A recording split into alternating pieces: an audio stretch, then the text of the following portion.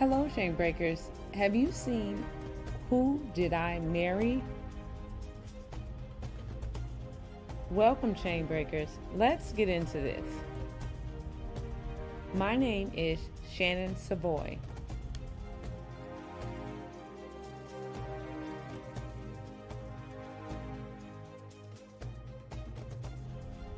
Here at Narcfree Living, LLC, we discuss narcissism from a biblical perspective to help survivors truly break the chains of narcissist abuse.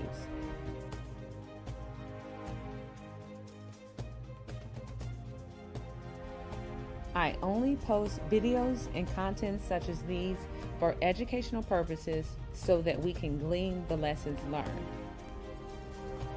Miss Reesa does use profanity in the videos.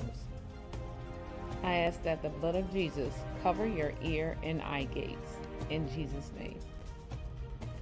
The videos in this segment are videos 1 through 10. We can see how narcissists future fake their victims with false promises, pathological lying, and diabolical master manipulation. We don't victim shame or blame, but we do take accountability. When you take accountability, that's when healing truly begins. It is my hope that someone sees how liberating and powerful it is to take your life back. Narcissists will always try to control the narrative, but your story is yours to tell. This story is also a telltale sign of why we don't date while desperate. Narcissists, both male and female, are parasitic predators who are always looking for prey. If you find yourself in idolatry, out of the will of God, and don't go through your inner healing process, it is likely that you will find a narcissist. You will fully understand how someone can be so bewitched, so naive, and so fooled and blinded easily. However, do not allow the shame of being a narcissist victim make you feel that you are alone. You are not alone.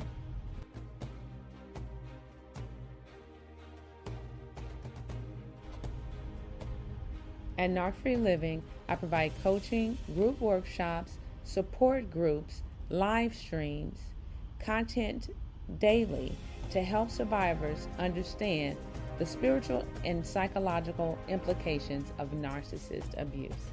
Let's break those chains. If you feel like you need support after watching these videos, don't forget to visit www.narcfreeliving.com. God bless you.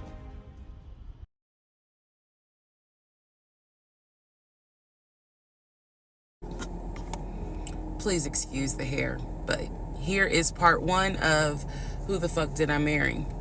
So I met my ex-husband around March 4th of 2020. We met on Facebook dating site, and we also matched on Hinge. I did not realize that he was on both under 2 different names. So one was his actual name, and the other one was a variation, like a nickname that he called himself. Different pictures. So it was a running joke between us. Oh, you ain't even recognize that you had matched with me on Hinge. No, I didn't. And also that should have been a red flag. By the way, you will notice in this story, I called it the United Nations of red flags. It is so many red flags that, I mean, you would have thought I was colorblind because I ignored all of them. So anyway, back to the story. We met around March 4th. We exchanged phone numbers. He called me and we talked on the phone for the first time. In the first phone call, he told me that he had just moved to Georgia from California, from San Diego. His job had transferred him because he was being transferred in as the new regional manager for a major condiment company that is based here in Georgia. I'm not going to say the name. And so we also talked about his childhood. He told me he grew up in Philly. He's from Philly. Both of his parents were deceased. This is the first phone call. Both of his parents were deceased. His father was a Philadelphia police officer. His mom was a teacher. He also told me he briefly lived in Augusta with his family. He had 2 brothers and 2 sisters. He also had 2 half-brothers on his dad's side. First phone call. So I'm just giving you guys the backstory. This was the first phone call we had. So we talked about family. We talked about friends. We talked about our jobs. At the time, I was working at Georgia State Patrol. And he knew this, and he just thought that was like, wow, so you work with troopers all day. Yes, I did. Also in that phone call, he explained to me that he used to play football. He explained that he used to play arena football. I know nothing about arena football. I know about NFL. I know about college. Go Dogs. But I don't know anything about arena football. So he explained to me that he used to play arena football. He used to work at Apple in the off season of arena football. And I remember thinking on that phone call, oh, okay, good for you. I don't know anything about arena football. And I believe I did tell him that I don't know anything about arena football. That'll come into play later on. So he told me, I just moved here. My job is paying for my housing and they're helping me to look for a house. He was like, right now I'm in Gwinnett County, but I'm trying to look for a house, ideally in Atlanta, like Brookhaven, Sandy Springs. He was like, I really would like to move out there. And so I thought, that's great. You're looking to get a house. You just moved here. He was like, I don't really know too many people here because I spend all my time at work and, this job is really demanding. So that was our first phone call. We talked more. He talked a lot, which took me by surprise because I'm not really used to men talking more than me. He eventually asked me out on a date. Our first date was set for Saturday, March 7th, 2020. He asked me what was my favorite restaurant. I said Cheesecake Factory. And so we agreed to go out at the Cheesecake Factory in a location that was in between. I lived in Clayton County at the time. He lived in Gwinnett County. I realized that if you don't know anything about Metro Atlanta, that makes no sense. But basically, we lived about 45 minutes apart. So we agreed to meet at the Cheesecake Factory over at Perimeter Mall, which is in an area, Sandy Springs, Dunwoody area.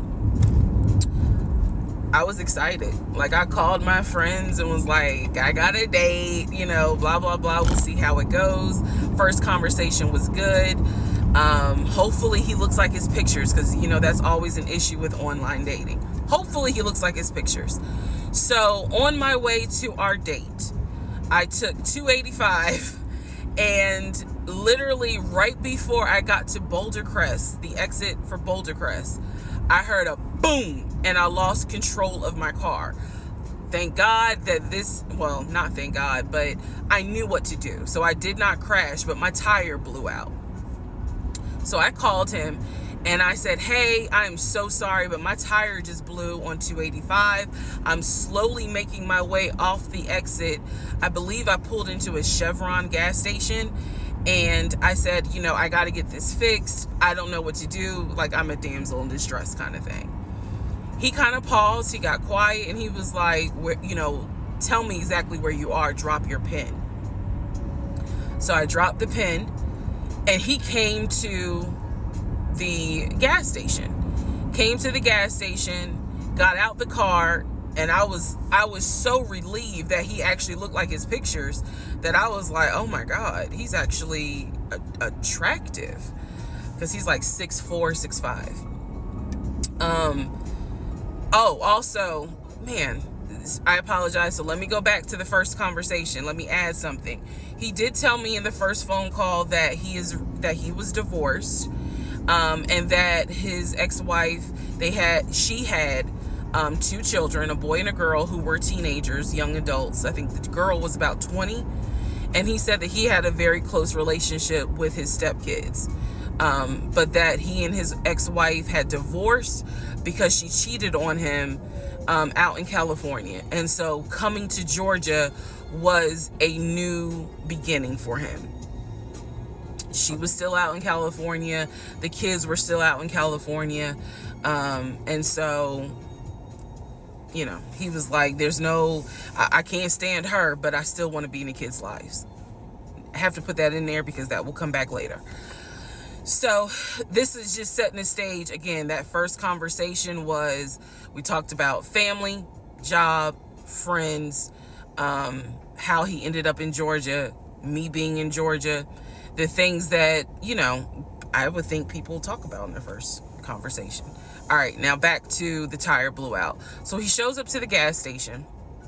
He changes my tire, which I just thought was the sexiest thing in the world.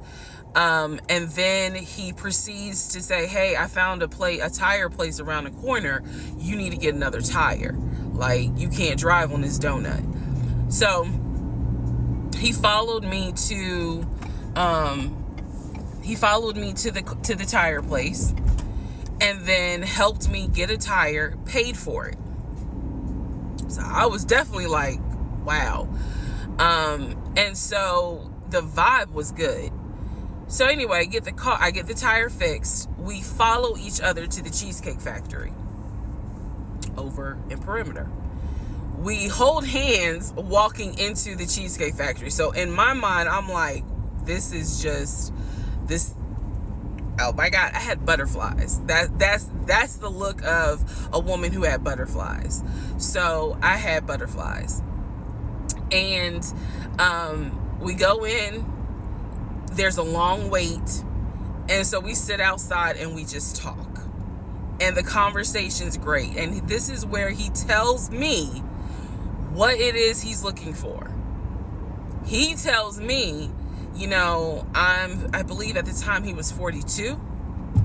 He was like, I want to get married and it be for real. He's like, my parents were married 40 plus years before my mom passed away. And I want that. I want marriage, family, a house. Like, that is what I want. He was like, I'm as a man, I'm ready to get married, but I want it to be for real, because the first time, you know, it really hurt me when she cheated on me. So he's telling me everything that I wanted to hear. And so he was like, what is it that you want? And I said pretty much the same thing. I was like, I'm ready to get married. Definitely want to have a family. And I want to marry my best friend. So we both put on the table that we wanted marriage. And this is the end of part 1.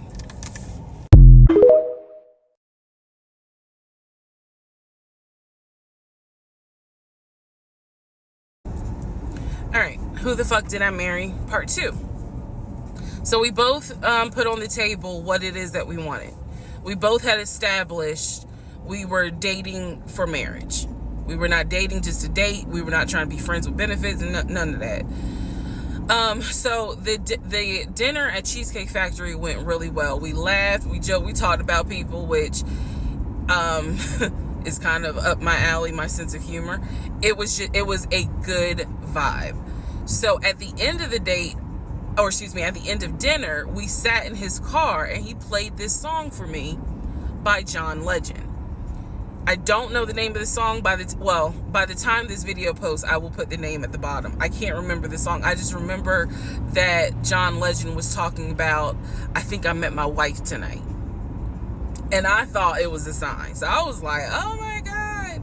So anyway, we ended up sitting in the car talking just about life and experiences until about midnight. So during this conversation, he again is telling me how it was, what it was like living in California, how he went out there. He went to San Diego State. He played football for San Diego State. He talked about how, he loved it out there, so he stayed. That's when he joined the company.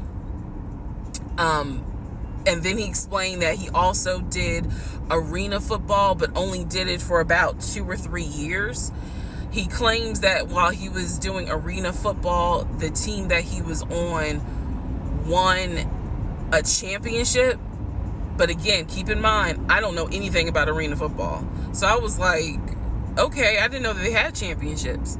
And he was like, he got a little offended, like, yeah, they got championships. And, he was on that team. So he talked to me about how he worked at Apple. He worked something in the IT area of Apple, but within the store. Again, it was one of those, it's like when I tell people I used to work at Amazon. I really wasn't paying much attention to it. Why? So we talked about all that. We talked deeply into what happened with the ex-wife. It's because I asked. He was not volunteering all this information. So in other words, I get very uncomfortable when men start talking about their ex a lot. That's not what happened. I was asking questions because I was really trying to figure out, okay, are you ready for a relationship, or are you still missing her? So we talked about that. We talked about my exes. That was a mistake I made because I talked about how I dated at one point in time somebody I worked with. That will come back later. And he seemed real cool about it. He was like, that was before me and blah, blah, blah. So the conversation was good. Midnight comes and I go home. Yes, I went home. We ended up talking. Mind you, our first date was March 7th. And within about 2.5 weeks, Brian Kemp, our governor, shut Georgia down. We were going to be on lockdown. So during those 2.5 weeks, we talked every day. We went out again at Red Lobster. I remember Red Lobster. But everything was going great. The issue was, where are we going to quarantine? So the question was, are we going to quarantine at his place, which he had like a studio type of situation. Like, it clearly, where he was staying, I was like, it's like a studio apartment, but he kept telling me like, this is temporary because I'm looking for a house. Like, he showed me the email from a woman who worked at the company where she was out on maternity leave, but she was putting him in contact with a realtor to help him find a townhome or a single family house. So I was just like, okay, this is definitely temporary. Like, he's not trying to stay here long term. And she was apologizing in the email. I'm so sorry, this should have been taken care of before you got here, but it wasn't, da-da-da-da-da. I saw the email. I read it. I read the email. So the decision was, we're going to quarantine at the studio, or we're going to quarantine in my house? First mistake I made. Well, there's a lot, but this was a mistake I made. So ladies, caution moment. During one of our dates, because keep in mind, in those 2 weeks, we were seeing each other quite a bit. Nothing physical or anything like that. Just two people who I thought were really on some, all right, let's see if this is going to grow into something. He came to my house. When he came to my house, I had a 3-bedroom, 2.5 bath townhome. He was in a studio. Now, I'm telling you guys all of this in order of how it happened. So some things I'm probably going to insert what I was thinking and the mistake I made. Can I turn this off? No. Okay, I still need that. And I say that to say, that I did not realize inviting him to my home probably made his eyes go, oh shit, she's a keeper. She got this 3-bedroom, 2.5-bath townhouse, and I'm in like a little studio. Yeah, let me go ahead and pursue this. What I need to do to quarantine here. The decision was made, quarantine at my house. So the state went on lockdown. He came and stayed with me in my home, and for the most part, in the initial beginning, it was fine. It was fine. The reason why I hesitate is because I grew up in the church. So for me, it was really like an internal struggle of, bruh, you always said you would never live with a guy unless he was your husband. And now you living with a dude and he ain't your husband. Like, it was a struggle for me because I knew better. And don't come for me. I'm just telling you the way I grew up. It was like that. It was not sitting right with me. But at the same time, I didn't want to quarantine by myself. I did not want to. So there we go. So he moved in. We talked about the bills. Let me clear something up that I said in the other video where I said he paid all the bills. He paid all the household bills. He did not pay my car payment, my cell phone, or my car insurance. He paid the rent, because my rent at the time was less than $1,000. He paid the utility bills. And so when he's telling me that he's a regional manager, I was like, wow, okay, so you got money. And so he paid all the household bills. So my check really was just taking care of me, myself, and I. And I am not, this is where it's not going to make me look good, but it's the truth. It was intoxicating to not have to worry financially about how to pay the bills. It was a wonderful feeling. And so I kind of pushed to the side the fact that, yeah, you shacking up, because it's like, but your page, you don't have to worry right now. Like, he's taking care of all of April's bills before April even comes, because this was still March. So we're living together, and I'm cooking, I'm cleaning, he's helping to cook and clean, and then we have a conversation about house. Is he still going to buy a house just for him, or is he going to buy a house where it's for us? Because we are going to try to make this thing work, be official, get married, have a family. So the question now on the table is, what are we going to do? Because I didn't want to stay in Riverdale, Georgia. I did not want to raise a family there. I refused to have a baby in Clayton County. So the decision was made, let's start looking for a house for both of us. Remember, he was already looking for a house for him. But then he was like, you know what? We're together. I plan to marry you. Let's look for a family home for the two of us. He was like, this is how much I was approved for. That's when he showed me the Chase paperwork. It was a letter stating that and it had the Chase emblem at the top. He showed me a letter stating that he was approved for $700.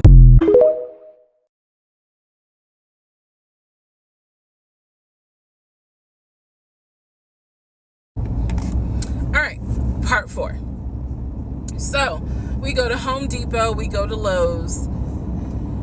I'm choosing all these appliances. He's taking pictures of the SKU number. We have representatives helping us, and he basically explained to them, hey, we're buying a house. We should be closing sometime in June. Can we order this stuff now? Can I put a hold on it? Like, what can we do? Because we're not ready for delivery. I stood there as the Home Depot rep said, we can hold it in our warehouse. Like, you can buy something and we can hold it. People do it all the time, especially with COVID. So I watched him pay. I want to say it was about it was either $350 or $500. I watched him pay a deposit on a whole new set of appliances for them, and they were going to hold it until we were ready for delivery. I watched this. So I was like, okay, good deal. Like, we got the appliances.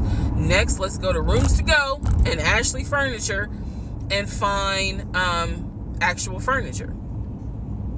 So we went all around Rooms to Go. We went to Ashley Furniture. We went to American Signature. And I saw all these things that I wanted. Again, he's taking pictures of it. He was like, I can go online and order it. I didn't think anything of it because, again, I just saw that we held the appliances. So I was like, okay, that's fine. So April turns into May. May 2020 comes. This is where things start to get a little interesting. May comes, and obviously we had not done inspection. And I'm asking him all the time, what's the deal with the house? He was like, oh, because of COVID, they're trying to get someone to do the inspection. But the guy that they had, it was always something. The guy they had caught COVID, so they're going to have to get somebody else. And he's like 15 houses backed up, so it'll be a while. So at this point in May, I know I look crazy. In this point in May of 2020,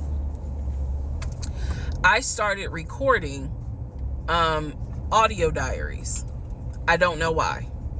It was something just made me just start recording my thoughts in an audio diary, and I still have them. And I would save them by the date, and I would just start talking about what's on my mind.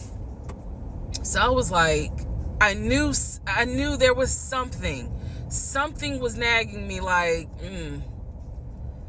but I kept pushing it out of my mind. I was like, you saw, this is what I reminded myself. You saw him pay for the appliances.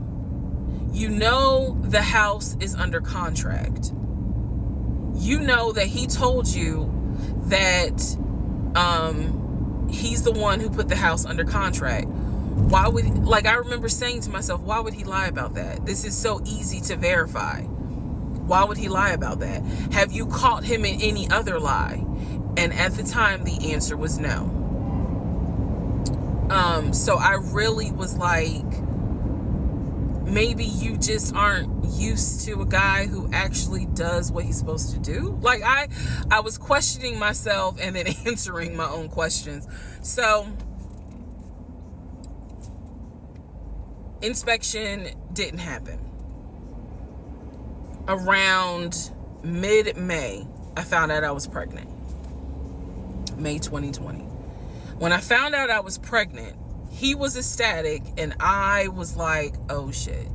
The reason why I was oh shit is because, number one, I'm plus size. Number two, because of my age, I felt like it was probably going to be a high risk pregnancy.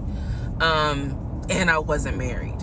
And that nagged. I cannot tell y'all how much it nagged me. There was a lot of internal struggle in between. My family didn't even know that he had moved in at this point. I told them, that I was pregnant, went to the doctor, everything looked good. But again, because it was COVID, he couldn't go in with me into the actual room. So, doing any sort of ultrasound, doing the blood test, because my HCG levels were really high. So the doctor was like, hey, it might be twins. We don't know yet. You're still kind of early, along. They gave me a due date. The due date was January 26th of 2021. So yeah, May, found out I was pregnant. So there was now more of a push into, we got to get a house. We got to get the fuck up out of here. I'm not having a baby in Riverdale. Okay, nothing against Riverdale, but I ain't having a baby in Riverdale. So we need to find out what's going on with this house. And so he was on top of it. He had an answer for everything. He was like, I'm gonna call and find out what's going on, blah, blah, blah. He then magically told me about a week later, oh, they're going to do inspection on the house like in 2 days. So I was just like, okay, keep in mind, I'm taking his word for it. I'm taking his word for all this. So he's like, they're going to do an inspection. Once we get the inspection report back, then we will know what we're going to be responsible for. What are we getting ourselves into? So, I guess they did an inspection. He showed me an inspection report. Only thing that they said that the roof had just recently been replaced, which I remember he was very happy about. And the issues that there were for the house were minor. It was not a bad, because we did have a discussion about it. He was like, it's nothing that we can't handle. Then he said that we were set to close the end of May. We were set to close the end of May. He told me it was going to be a virtual closing. You're probably like, what the hell is a virtual closing? Because again, he's saying because of COVID, people are not closing in the office. They're doing a virtual closing where you would need to electronically sign the paperwork. This is what he's telling me. And so he was like, we're set to close like just before Memorial Day. And so for some reason, again, there's still that nagging part. For some reason, I didn't start packing. Anyone that knows me will tell you I hate moving. I've done it enough in my life. I hate moving. But I did not start packing up that house at all. I was just like, I'm pregnant. My body was changing so fast that it was like I can barely keep my eyes open half the day. And so, no, I didn't start packing. And I remember I did record, again, I was recording audio diaries just about every day. When something didn't sit right, I would verbally record it in the audio diary because I was like, I don't know what it is, but there's something. That was the theme of our relationship. I don't know what it is, but I know there's something. And so I remember talking to myself in my little prayer closet, because that's where I would do my recordings. And I remember thinking, what if we don't get this house? Like, what if he's lying? But again, there goes that thought process of, why would he lie about this? Like, who makes up that they're buying a house when in fact they're not? And then he's showing you all this paperwork. Like, come on, you can't be that jaded that you don't even believe what's in front of you. All right?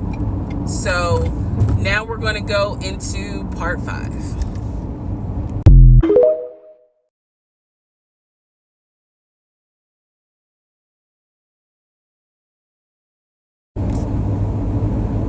Okay, part 5. Who the fuck did I marry? So I'm questioning all this stuff in my head out loud on my audio diaries.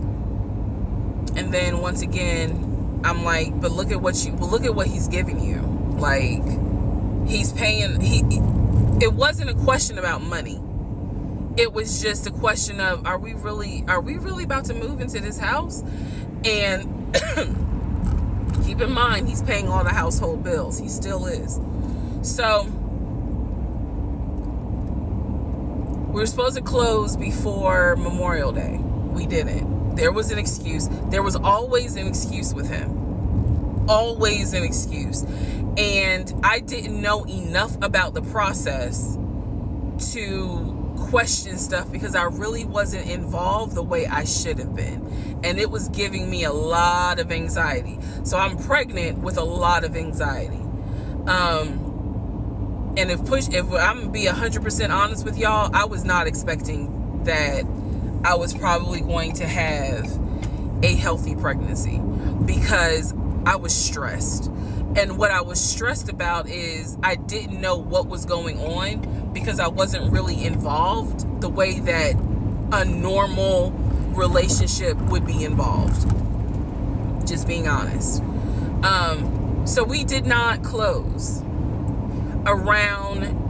We move now into June. This is now going into June. Around June 5th, I looked at the house again on realtor.com. I don't know what made me do it, other than, and I don't mean to sound super spiritual. I know that people are like, you know, you may or may not believe in God, but I'm telling you, I believe with all my heart, probably the Holy Spirit was like, look at that house on realtor.com. So I looked at the house on realtor.com. This was around June 5th. It showed that the house was off the market. And I remember being like, okay, wait, what does that mean? What does that mean? Because ex-husband is telling me we're about to close on the house. We're about to close. It's our house. We got furniture, he's also telling me that he's been in contact with the realtor, his friend, who was telling him, you know, this is what was happening next. Here's what's going on. So the guy that we initially worked with apparently is completely out of the picture. But again, I was not heavily involved. So I'm just like, let me look at the house. I see it's off market. What the fuck does off market mean? Like, now I'm really freaking out. So it shows the name of the real estate agent for the seller. I don't remember her name. I called her and I said, you know, I said, my husband and I, even though I wasn't married, my husband and I were looking at this house at 123 Main Street, and we really wanted to tour it, but now I'm showing it's off market. Is it not available? Or, you know, I pulled that card, and she was like, oh, no, ma'am. The home closed yesterday. It closed June 4th. Again, there are certain dates I just remember. And I said, oh, it closed June 4th? I was like, really? And she said, yes, ma'am. She was like, my sellers sold the house. And I was like, oh, man, okay. Well, I said, my husband and I really wanted, you know, we love the pictures of it, and we're getting ready to start a family. So I would have loved to have been able to, have the opportunity to see it. I asked her something. I don't remember the specific question I asked her. And I know why I asked the question, because I was anticipating that my boyfriend at the time was going to have some sort of excuse. So I asked her something about the buyers. And I remember, and somehow, again, forgive me, I don't remember the question I asked her, but the answer was that it was an older white couple. So I get off the phone with her. I record an audio diary, and in the audio diary, I specifically say, okay, there is no house. He's going to have to get out of this lie somehow. Because now I realize, at the very least, he was lying about him being the one who was under contract. I knew enough about that.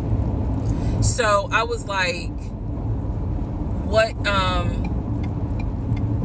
how was he going to get out of this? Again, I've listened to the audio diary in 2024. I literally said in that audio diary, how is he going to get out of this lie? And I was trying to think of ways on how he's going to do it. And something said to me, because I say it on the audio diary, I said, he's going to say it's a bad deal. And he's going to say he wants to pull out. Y'all keep in mind, I am pregnant. So I had a decision to make. As ugly as this decision was, I made the decision, you're about to have a baby with this man. He's paying all the household bills. Let him get out of the lie. And that's what I did. I purposely made the decision that I knew he was going to come back, and I knew he was going to give me some bullshit on why he couldn't buy the house, because he didn't know that I knew that house is already sold. The house is already sold. And this is the part where I said, I'm gonna be honest, even though it's gonna make me look bad, because most women in their right mind would have been like, I'm out, and I didn't. So sure enough, he came home. He didn't really say anything that day. The next day I asked him about the house, and he said, my friend, the realtor, he was like, I'm talking to him because something's going on with the interest rate. And when he said that, I felt so much relief, because I knew that I had been prepared for, he's going to give you some bullshit. So when he said there's something with the interest rate, I said, you know what? If this is literally what I said, y'all. If the interest rate isn't good, then we shouldn't move there. We should probably let this house go. We should cancel whatever furniture we ordered, or, you know, appliances, and let's just look for another house. I said, I would like to be moved before the end of the year.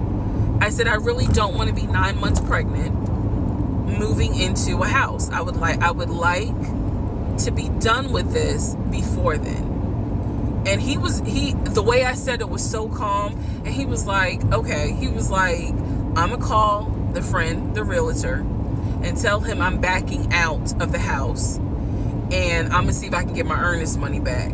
And I remember looking at him. I was standing in the kitchen, and I cocked my head to the side, and I said, okay, get your earnest money back, and let's find another house. And so that's how that first house fell through. So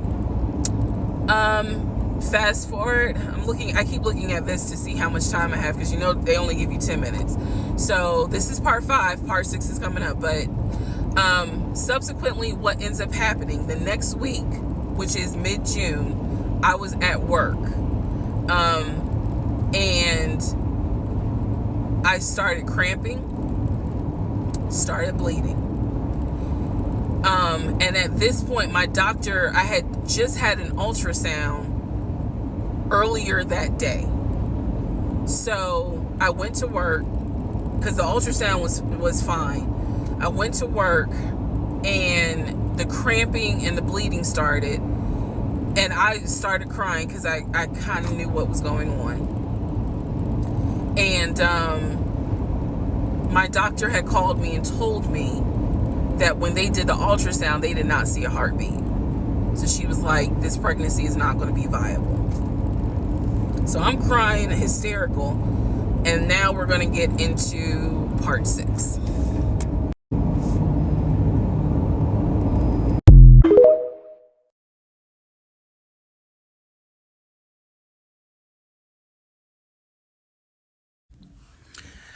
Okay, so this is part 6 of Who the Fuck Did I Marry?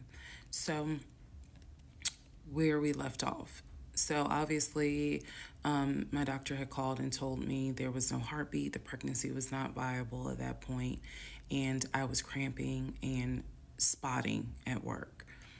Went into my best friend's office and immediately started crying. She was like, what's going on? And I said, I told her what the doctor said, and she grabbed her keys, grabbed her purse, and was like, let's go, I'm taking you home. On my way home, I called my boyfriend and told him what the doctor said, and he was like, I'll meet you at home. So he was coming from Duluth, went straight home. And so about 24 or 48 hours later, I had a doctor's appointment. And my doctor gave me 3 options. First option, let everything happen naturally. Your body will expel the fetus on its own. Second option, you can take a pill which will induce expelling the fetus at home. The pill basically will cause you to contract and expel. The third option was to go into the hospital and do a D&C. I did not want to do a D&C because I did not want to be in a hospital with COVID going on. And for whatever reason, I did not do the option of let it happen naturally. So I chose to do the pill. His birthday was June 17th. My ex's birthday was June 17th. So the decision was made, we're going to celebrate his birthday that day, go out to eat. And then that night I would take the pill because we both were off from work the next 2 or 3 days. So went out to eat to try to celebrate as best we could, and then took the pill that night. That night was the most traumatic, excruciating pain I've ever put my body through. I do not recommend any woman, if prayerfully you don't have to go through that, but I don't recommend taking that pill. If you don't have to, don't do it. I spent the whole night in the bathroom just crying in so much pain. They gave me a narcotic. I couldn't take it because I found out I was allergic to it, so it was causing me to like projectile vomiting. It was a mess. So, and he was right there. You know, he was scared that he needed to take me to the ER. But in the morning, the pain kind of subsided. So about 72 hours later, I had another doctor's appointment where the purpose of this appointment was to do an ultrasound to see if everything had passed. Everything did not pass. So because of that, my doctor was like, we're going to have to do a D&C. My D&C was scheduled for the first week of July. My boyfriend, my ex, was going to take me. That was always the plan. 2 days before my procedure, he comes home and tells me that he is up for a promotion. He's up to be promoted to VP. Because of this, the president of the company, is coming in, and it was going to be this huge business meeting he had to go to. The business meeting was scheduled for the day of my surgery. And so I'm throwing a fit because I was like, you there's no way you can do that meeting. Like, I need you to take me to the hospital and all this other stuff. And so he offered to have his sister take me to the hospital. Apparently his sister lived in Douglasville. I was like, no, because I've never met her. Like, I'm not having a stranger take me to the hospital. No, this is a private situation. I don't want to do that, blah, blah, blah. So my aunt had offered to take me, and then my friend who took me home from work had offered to take me. So at that point, we get into an argument because he's like, my sister is, you about your family, so why can't she step in? And I was like, nah, because I don't know her. Period. I don't know her. So my friend offers to take me to the hospital because I was all distressed that he's saying he has a business meeting and he can't take me. So I remember being on I-75 on the connector on the phone with her crying because I was so embarrassed that he wasn't going to be the one to take me and that I was needing to rely on someone else to take me to the hospital in order to get a D&C done. And she was really great. She was like, girl, this is why you have a village. Like, it's okay. Things happen. The world is crazy right now. I will take you. You're going to be okay. So he did not take me to the hospital for my D&C. My friend did. She could not stay because of COVID protocol. So when they wheeled me into pre-op after I got checked in, I texted him and was just letting him know, hey, here's the update. I'm about to, I'm in pre-op. They're going to get me prepared to go back to the surgical ward or whatever. And the response I got was from his new executive assistant named David. Now, when he told me he was up for the promotion, he did tell me that part of getting this new job would be that he would get an executive assistant named David. And he did tell me, I'm going to make sure that I inform David, if you get a text from this number, meaning from me, pull me out of the meeting, because, my fiance's having a procedure done and I'm picking her up. So it's important that you come get me if it's something serious. So I text him. David responds. He said, yeah, Mr. Blah Blah told me that you are having a procedure done. If you need me to get him, I can go get him. He's in a meeting. Just let me know what you need. And I just said, no, don't bother him. I'm just giving an update that they're about to take me back. And David responds and says, I'm so sorry you're going through this. Please let me know if there's anything I can do. So I have the procedure. I wake up and I am now in recovery. I should be in recovery 45 minutes up to an hour and a half. I wake up, first thing I ask, and I remember asking, is where is so-and-so? The nurse, who was so sweet, she was like, everything went well. You're doing great. She said, we spoke to your fiance. He's on his way. So I said, okay, I kind of dozed back out, but I could still hear everything that was going on. I just could not keep my eyes open to save my life. So I hear her talk to the other nurse, and that's when she said, yeah, Dr. So-and-so called her fiance, and his executive assistant picked up. And the executive assistant said that he was in a business meeting and that, you could relay to him what you need to say, and he'll tell the fiance. And my doctor was like, hell no, HIPAA, I need to speak to him. So apparently my fiance called the doctor back about 30 minutes later, and the doctor informed him she'll be ready to be discharged in about an hour. You can make your way and come pick her up. He said he was on his way. He was on his way from Duluth to Atlanta, which is not a huge distance, but the time of day, one thing about Atlanta, there's always traffic. So he should have been there within the hour. I should have only been in recovery an hour and a half. Let's go to the next part.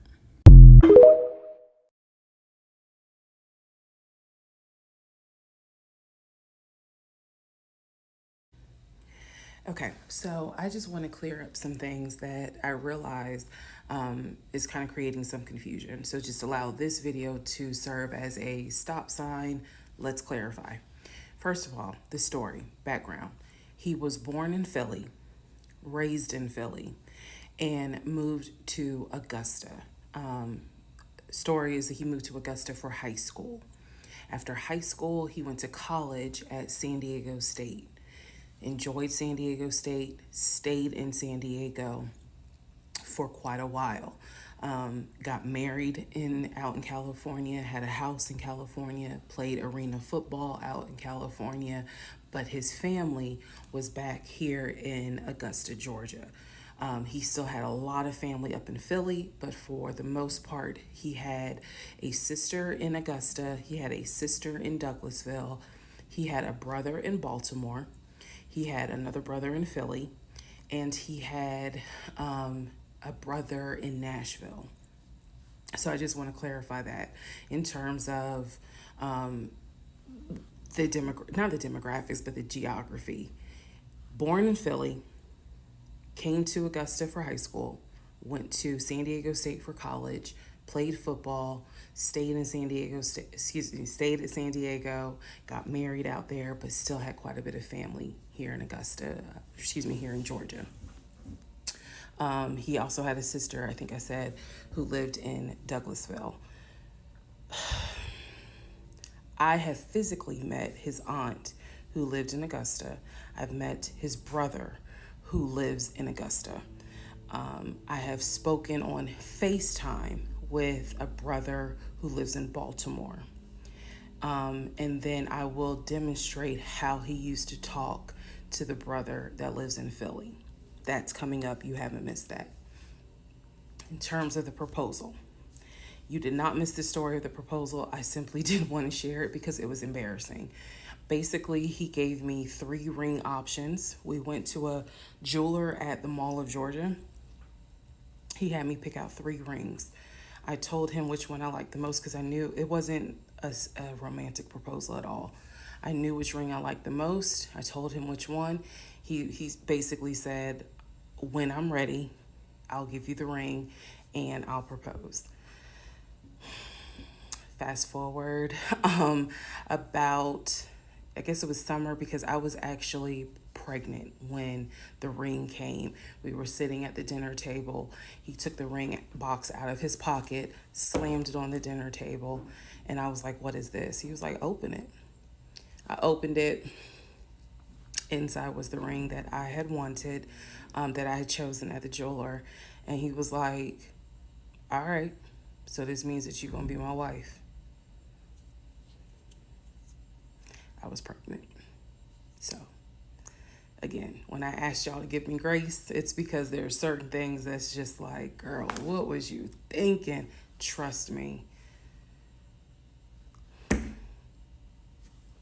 There's no excuse.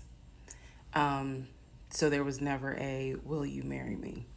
It was more of a, we're living together, we're having a baby together, we need to get married, because the backstory also was that his dad was a retired police officer, but at one point his father was a pastor. So he could quote the Bible like nobody's business, as we all know, so can Lucifer. But anyway, he could quote the Bible like no one's business. And so that's how we ended up engaged. And I was wearing a ring. I will find a picture and I will try to post it. But I was wearing the ring. Don't worry, there's more to that story as well. So just wanted to clarify some things for the people who were like, wasn't it weird that he had a sister who lived close, but he's from Philly? So I just wanted to definitely bring clarity to what he told me was the backstory. Born in Philly, came to Augusta for high school, went to California for college, played football at San Diego State, played football and arena football, worked at Apple, and then joined the condiment company in California, who then transferred him back to Georgia. He was married in California, and he told me he got divorced in California. That is important as well. That will come up again later. And so the ex-wife, at this point in time, at the time that I'm telling you, part 7, which is the last video I just posted, the ex-wife lived in California with her 2 kids, his 2 stepkids. The 2 stepkids were 17 and 20 or 21, but they were that age group. And he was saying that he was very close with them, so he wanted to keep a tight relationship with them. And he talked to them, if not every day, every other day. When I say, and when I say this, I need y'all to understand. When I say that he talked to someone, it means that he was on the phone in front of me talking to the person. I hope that, because I will touch back on this. He was on the phone in front of me talking to the person. So he talked to his siblings every day. He talked to his aunt almost every day. He talked to his family the way I talk to my family almost every day. And again, I will demonstrate how he used to do the phone calls. I will also demonstrate how he used to do the work phone calls, because he called me every single day from work. And he would talk to people while he was on the phone with me. And I could hear people in the background. but that's a whole nother part. So again, buckle your seats. I promise I'm reading your comments, I'm reading your questions, but I wanted to bring this video just to clarify some stuff. Hopefully this helps. And honestly, I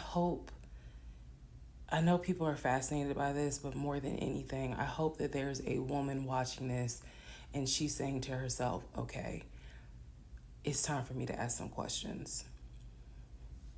That's my hope.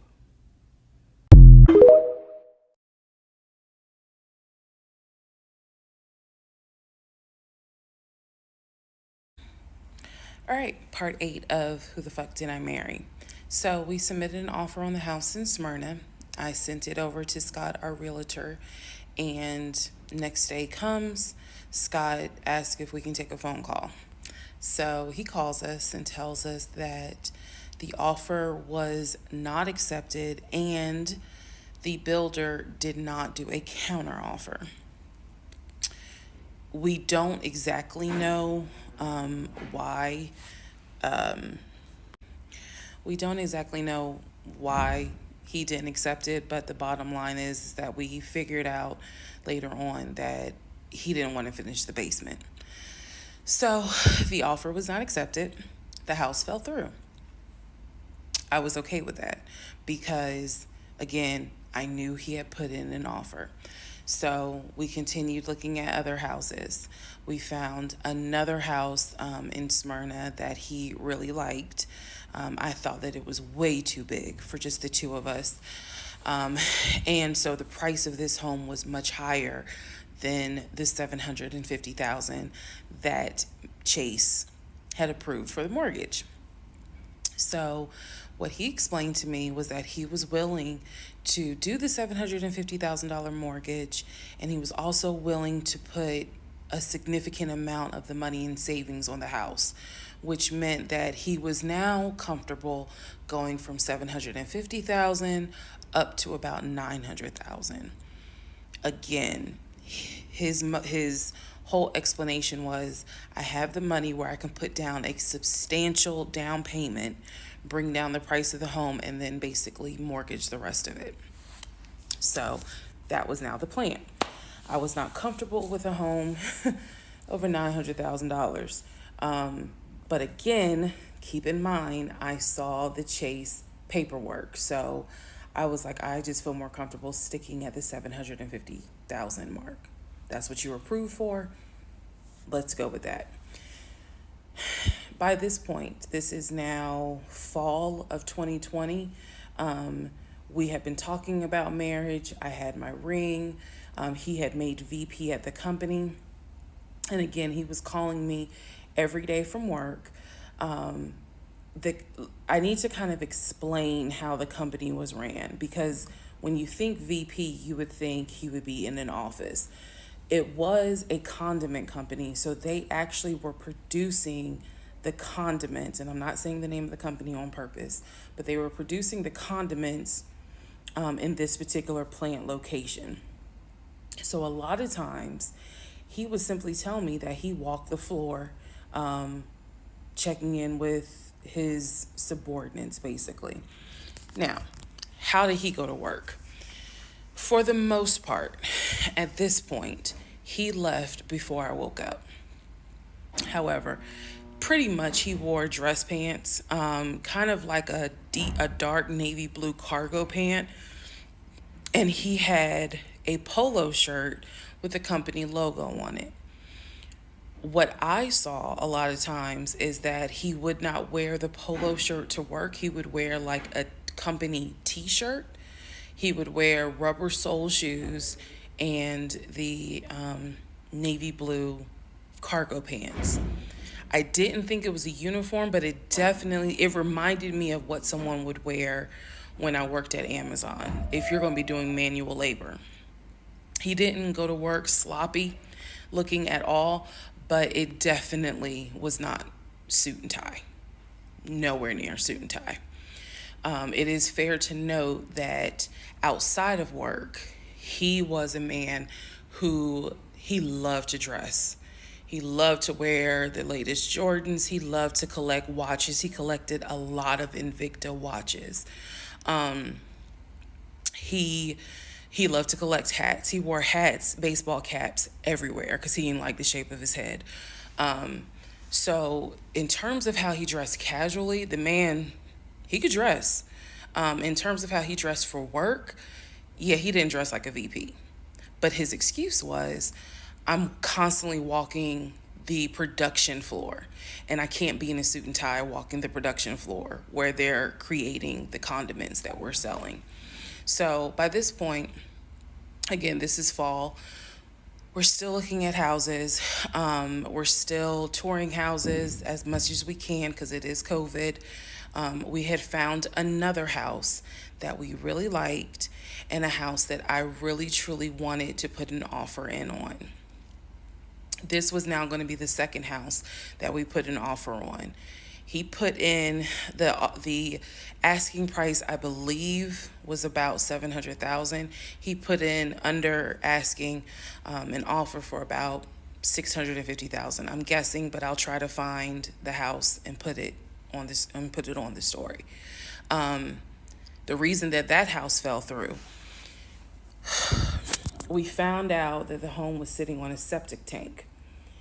We found out that the septic tank had an issue, and it would have taken about $15,000 to $20,000 to fix the septic tank. The sellers were not willing to fix the septic tank. Personally, I didn't really care for the house that much. I'm the one who was like, I don't really want it. So even though we put an offer in, we had 24 hours where we could pull our offer back. And so we did. Once we found out, I believe it was in the disclosure. And if you're a realtor, please feel free to tell me if I'm using the wrong terminology. But I believe it was in the disclosure that they told us the septic tank needs to be replaced. That's when I was like, nah, I don't want that house. So we pulled out. The house fell through. And so I was fine with it because, again, I was heavily involved. I saw him sign the offer. I knew every step of what was going on. Our real estate agent, Scott, was amazing, but you will see when I get to it where he made a mistake as a real estate agent. So house number 2 fell through. We then moved on, saw a few more houses, and then we get to house number 3. I'm going to pause talking about the houses because now I need to introduce what happened with the cars. Stay tuned.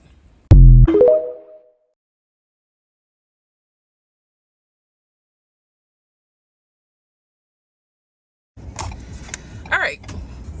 Part 9 of Who the Fuck Did I Marry? So we're pausing on the house stuff. Let me tell you about the car. So when I met my ex-husband, I was driving a 2012 Nissan Rogue, fully loaded. It had quite a few miles on it, but it got me from A to B. It was in good condition, but I was upside down in the car. He was driving a 2018 Ford Taurus, sport mode. I know he had a sport mode on the car, and I love driving that car. When he told me how he was a regional manager, he told me that one of the perks that came with the job was that he would be getting a company car. And so we spent time going to Range Rover of South Atlanta. We spent time going to Jaguar. We spent time going to BMW. We spent time going to Ford, which was on Mount Zion in Morrow, if you all are familiar with that area. He test drove a whole lot of cars. In the end, he decided on a BMW sedan. I was there when he test drove the car. I got in the car with him. I loved it. And he explained to the salesperson, I'm getting a company car. I need to get a printout of the full price of the car, tax tag and title. Because what my company is going to do is wire over the money for the car. The salesperson was like, okay, apparently that happens a lot. So he gave him a printout with the tax tag and title for the car. In front of me and the salesperson, he called the person in the finance department for his job. Obviously, I have no idea what this person's name is. But he called the person. He explained to them, this is the amount of money. He said the president of the company, so-and-so, has authorized for him to get a car, not spending more than, I think, $90,000, tax, tag, and title. The BMW came out to just under $90,000. And so I remember this conversation so fucking vividly. So he's on the phone in front. I'm sitting down, the salesperson sitting down at their desk, and he's like, they put me on hold. And so he's like, I guess the person comes back and he says, yeah, the price of the car is blah, blah, blah. He was like, give me a second and I can send you a picture of that printout that shows tax, tag, and title for the BMW. He gets off the phone. He takes a picture of it. He sends it to whoever. He waits about 10 minutes. He calls the person back. He says, did you get it? Apparently the person did get it. But the person who can actually physically do the wire transfer had gone home for the day. So what he says to the BMW salesperson, he's like, okay, we're going to have to do this tomorrow because so-and-so went home for the day. I don't know who the salesperson is. I can only tell you from my viewpoint what I thought. I had no reason to think this was a lie.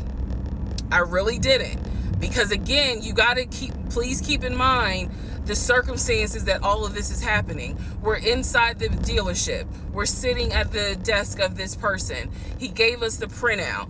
He's on the phone, doing business, basically saying, look, this is how much money the car is going to cost.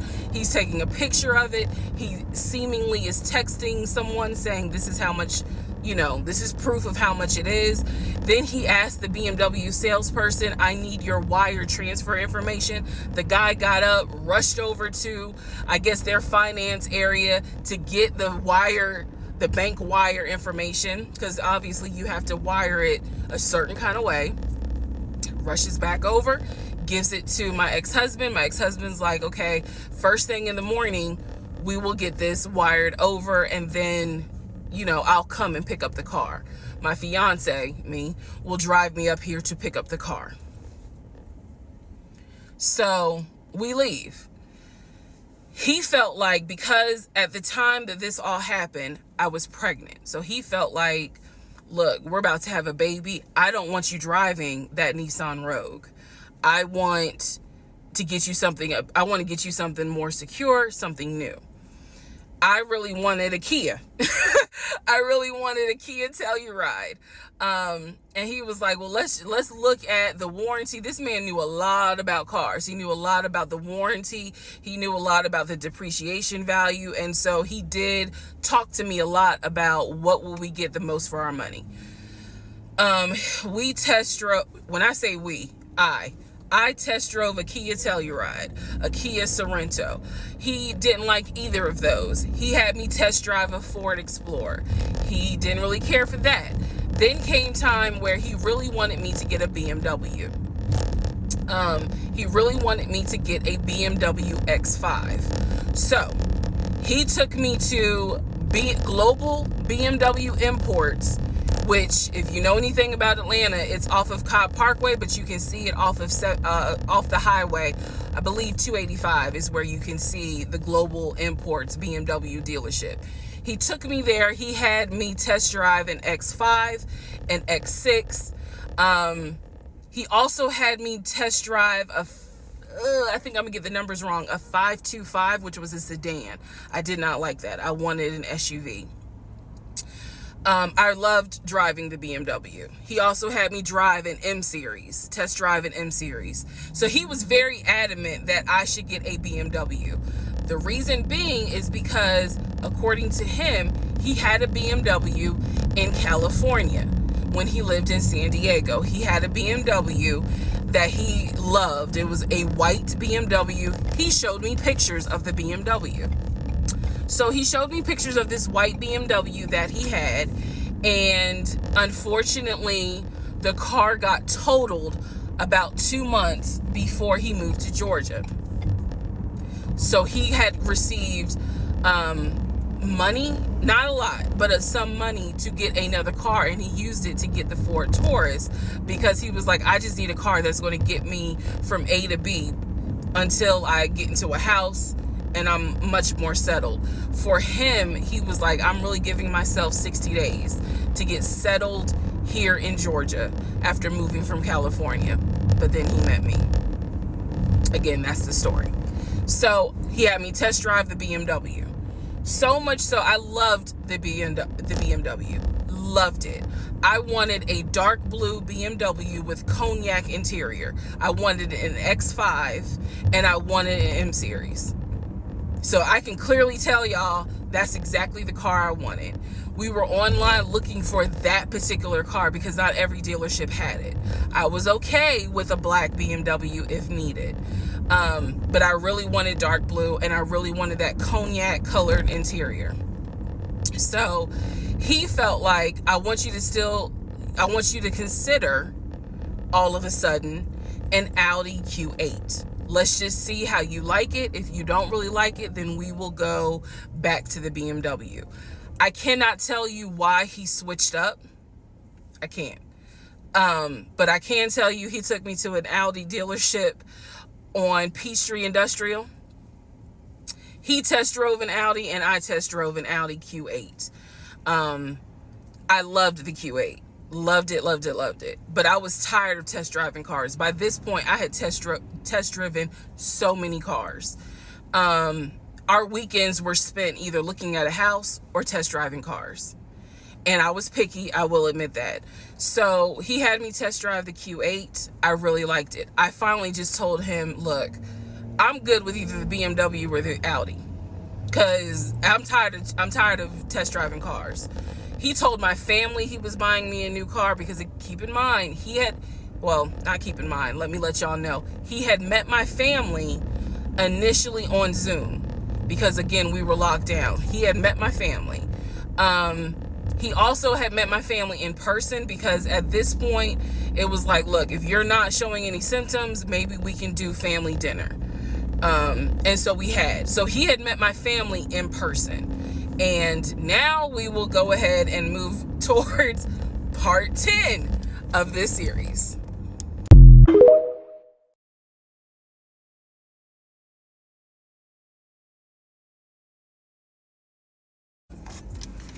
Okay, part 10. Who the fuck did I marry? Okay, had to sneeze.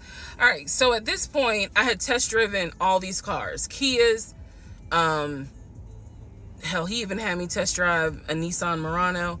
But the main two were BMW and an Audi. He had told my grandfather he was getting me a car.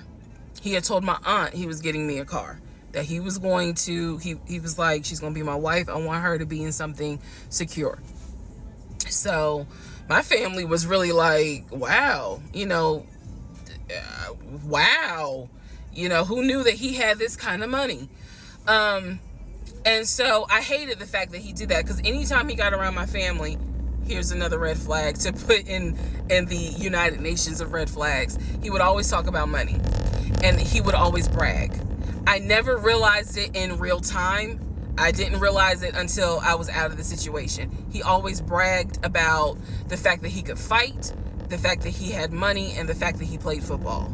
Those are the three things he always bragged about. Back to the cars.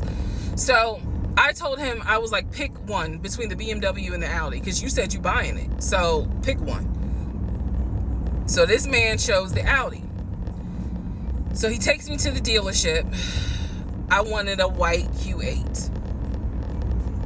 He does give me the printout of how much it's going to cost, tax, tag, and title, to get this Q8. Gentleman who's helping us gives him the printout. He's saying he's going to pay this money for the car out of the savings account that's offshore. That's the story. That's what he's saying. So he apparently is asking the guy, is there a holding fee?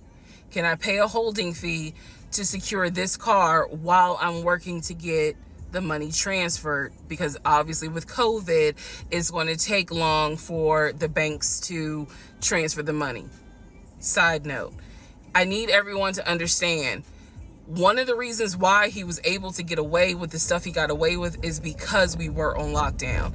It's crazy because it's now 2024, but I don't know, do we all remember how it seemed like a lot of stuff stopped in 2020? Now, keep in mind, that's not an excuse I'm making, because shit still got done. But in terms of business as usual just was not happening in 2020 at this time. So when he's saying, oh, it's going to take a while for the bank to transfer the money, the gentleman who was working at Audi he didn't make a face. He didn't blink. He was like, I know it's going to take a while because of COVID. So basically what ends up happening is we leave. He has the printout. He calls the bank, or he calls his financial advisor, who does have a name. The financial advisor's name is Eric. I feel comfortable using certain people's names, especially if we find out they didn't exist. So he calls Eric. He tells Eric in front of me, hey, I need to transfer $72,526, whatever the amount was, because I'm buying a car for my fiance. This is the bank account information. Do you need me to give it to you over the phone, or do you need me to email it to you? Pause. I can't hear what the person's saying, but that's what he would do. Do you need me to give it to you over the phone, or can I email it to you? Okay. All right, give me a few minutes and I'll go ahead and email it to you.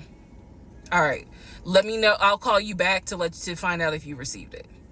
Okay, hang up. So I'm hearing this because, again, I'm not paying attention to, did I hear anybody on the other phone? Did I hear anybody on the other end? So he proceeds to type up an email, type up something, telling him this is the information that we need. I didn't think anything of it. He called me at work the next day to tell me that the money was sent to Audi, that he called Audi and he confirmed with Audi that they received the money. What he told me is that the car is going to be delivered to the house. Y'all, it's not that I lived in the hood, because I didn't, but I did not live in an area of Clayton County where you would have a brand new Audi delivered to your house. So I remember saying to him, I don't want that car delivered to the house, not yet, because I need to put that car in the garage. And my Nissan I only had a 1-car garage, so my Nissan was in the garage. So he said, okay, well, let me call them back and change the delivery date. Can you be home, or can you do a half day? So he's asking me, can you work a half day so that they can deliver the car and you will be home for it? I said, yes, that's fine. Because again, it's COVID. I'm working from home anyway. I only had to go in the office 2 days a week. So I'm at home the next day. He told me the car would be delivered between the hours of 1 and 3. Obviously, between 1 and 3, nothing happened. So 3 o'clock, I called him. He's at work. He sends me the voicemail. He calls me back. I said, it's 3 o'clock. No one ever came with the car. What's going on? And then I remember I was like, well, do I need to call Audi myself? Because I thought that you handled it. But if you didn't handle it, do I need to call them? And so whenever I would suggest I will handle it, he would get very, very defensive. Red flag number 472. So he was like, no, I will call Audi. Don't do anything. I'll call Audi and find out what's going on. Okay. So I'm at home chilling, cooking dinner, normal night. He calls me back and says, yeah, the car was stuck on the truck in Spartanburg, because apparently that's where their deliveries come from. So when he told me this, I was in the kitchen laughing, because by this point, I will be honest, and I told y'all I'll be honest even when it makes me look bad. I was guilty of, on one hand, I believed him. And on the other hand, I was like, let me see what lie he come up with. Let me just see. But keep in mind, my brain was really like not rationalizing, not comprehending how deep the lie was. I just thought that no one told him the car was going to be delivered and he made that up. I had no idea how deep the lie went. So he said, you know, the car's in Spartanburg. It should be delivered this weekend. The weekend came, he had a whole other excuse. I don't remember what the exact excuse was as to why the car was never delivered. I do remember we got into an argument and I was like, don't even worry about it. I'm gonna get a new car my damn self. I don't even need your help. Which is probably one of the worst things you can tell a narcissist, because they love to be the hero, you know, it's all about them. But I was like, don't even worry about it. I'll get, when I have the money to get a car myself, I'll do it. I don't want to hear anything else about a new car. I don't want to hear shit else about a car. Because at this point, I was spending way too much time trying to figure out, are we getting a car? Are we getting a house? Like, what the fuck is going on? Always there was an excuse. So when I told him I don't want to hear anything else about a car, and I am not going to a dealership to test drive another car, that ended that whole discussion right there. So this is where I'm going to interject what I believe was happening. I believe that my ex-husband is the type of person, he gets off, nut. He gets off on you being excited about something that he knows you will never get. So I believe that he enjoyed going to car dealerships. He enjoyed watching me test drive a car and get excited about it, knowing I was not going to get it. It is the level of cruelty. And again, I'm telling y'all stuff that I found out way later on. It is the level of cruelty that I still cannot comprehend. So the whole issue about the BMW and the Audi, I think he just enjoyed seeing me get excited and then pull it away. Part 11 coming up.